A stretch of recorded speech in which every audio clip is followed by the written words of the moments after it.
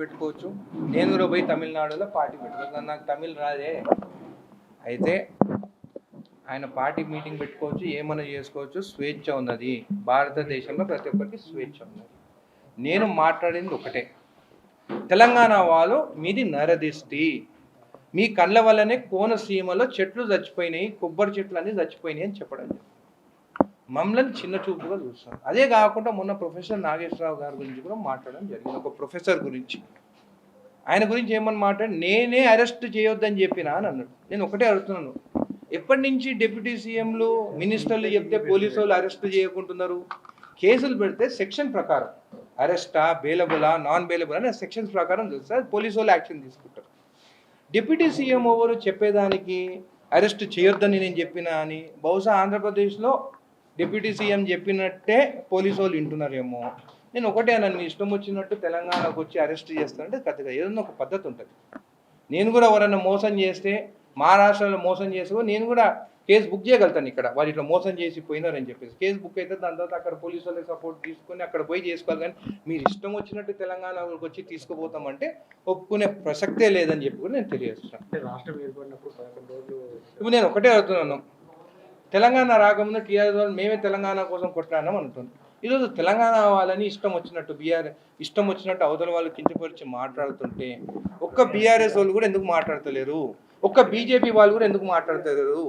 నాకు తెలిసి ఈ ఆంధ్ర పార్టీతోని బీఆర్ఎస్ బీజేపీ పొత్తు పెట్టుకుంటుందేమో వచ్చే ఎలక్షన్స్లో అని మాకు కూడా డౌట్ ఉన్నది. అందుకే వాళ్ళు ఒక్కటి కూడా మాట్లాడతలేరు. ప్రొఫెసర్ నాగేశ్వరరావు గారిని అరెస్ట్ చేస్తా అంటే మాట్లాడతలేరు.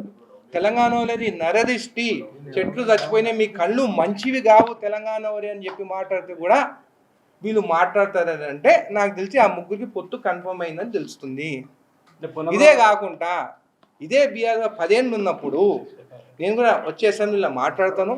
మన తెలంగాణ వాళ్ళు ఇంకా ఆంధ్రాలో పనిచేస్తున్నారు, ఆంధ్ర వాళ్ళు ఇక్కడ గవర్నమెంట్ ఆఫీసర్ ఇక్కడ పనిచేస్తున్నారు.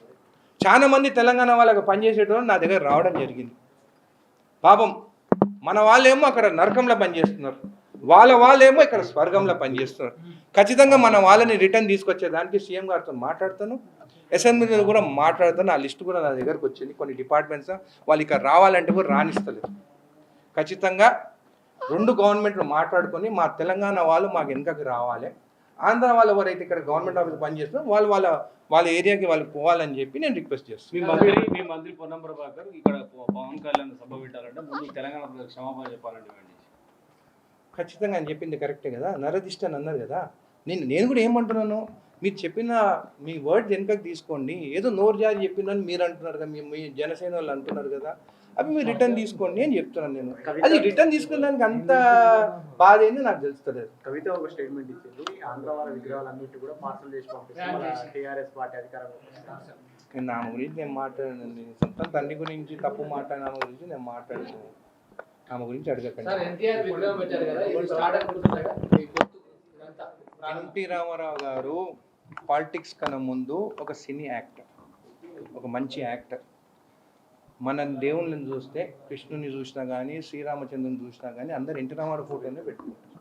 సో నేను ఒక పొలిటికల్గా కాకుండా ఒక సినీ యాక్టర్గా నేను ఆయనను చూస్తాను. ఆయనను కూడా ఆయన ఒక మంచి యాక్టరు, మంచి ఆయన. మీరు అట్లా చూస్తే, మీరు హిస్టరీలోకి పోయి చూస్తే మా చిన్న తాత నల్లపరెడ్డి శ్రీనివాసరెడ్డి ఆయనతో కొట్టాడు. ఆ రోజు నెంబర్ 2 ఉండే. ఎన్టీ రామారావుతో కొట్టాడింది మా చిన్న తాతని. కొట్టాడి బయటికి వచ్చి సీనియర్ సీఎన్ అని పెట్టిండు, 100 సభలు పెట్టిండు. పెట్టిన తర్వాత రాజీవ్ గాంధీ గారు పిలుచుకొని సీనియర్ సేన అనే పార్టీ కాంగ్రెస్లో విలీనం చేసుకుంటే 89లో మొత్తము టీడీపీ ఆధార్ మొత్తం అవుట్ అయిపోయింది, కాంగ్రెస్ వచ్చి. అది మా కుటుంబ చరిత్ర. సో మేము ఒకరి గురించి మాట్లాడలేదు, ఎన్టీ రామారావుని గౌరవిస్తాం 100%. ఎలక్షన్ ముందు నవీన్ యాదవ్ గారు చెప్పినారు అక్కడ పెడతామని చెప్పి, ఆ మాట ప్రకారం నవీన్ యాదవ్ గారు పెట్టించినారు. దాన్ని పొలిటికల్గా చూడకండి. 60 ఏళ్ళు దాటిన తర్వాత పాలిటిక్స్కి వచ్చిన ఎన్టీ రామారావు గారు, దానికన్నా ముందు ఒక యాక్టర్గా ఒక మూవీస్ తీసుకొచ్చి ఎన్నో సినిమాలు తీస్తారు, ఆయనకి ఆ గౌరవంతో పెట్టింది.